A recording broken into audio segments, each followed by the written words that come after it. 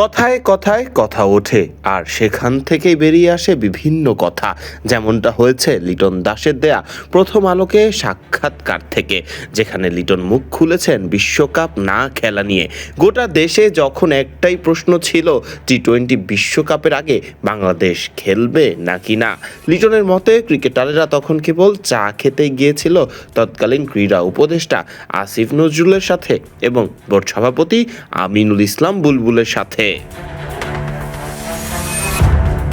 দেশের জনপ্রিয় গণমাধ্যম প্রথম আলোকে সাক্ষাৎকার দিচ্ছিলেন টাইগারদের টি-20 অধিনায়ক লিটন কুমার দাস। লিটন দাসকে স্বাভাবিকভাবেই জিজ্ঞেস করা হয় বিশ্বকাপ না খেলা নিয়ে। মুখ খুলেন লিটন, তিনি বলেন, সেখানে প্রশ্ন আউট ছিল, আমরা কেবল গিয়েছিলাম চা খেতে, পার্টিসিপেট করতে, দেখানো একটা মিডিয়াতে যে আমরা প্লেয়ারদেরকে ডেকেছি। আমাদেরও চিন্তা ছিল আমরা যাচ্ছি এসি রুমে বসে একটু চা খাবো।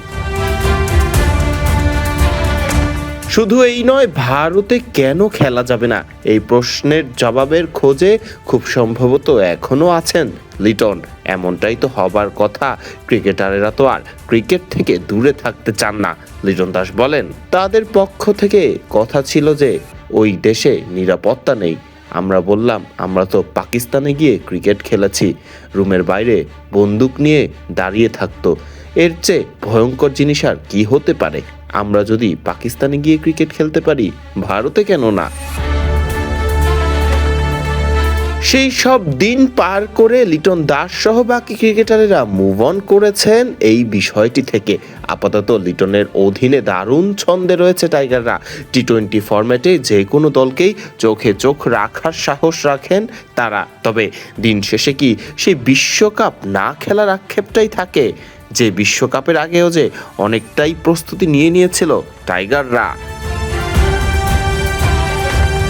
ফেলে আসা দিন নিয়ে যদিও আলাপ করাটা ঠিক নয়, আগাতে হবে সামনের দিকে। নিশ্চিতভাবে লিটন দাস সহ বাকি ক্রিকেটারেরাও ভাবেন এমনটাই।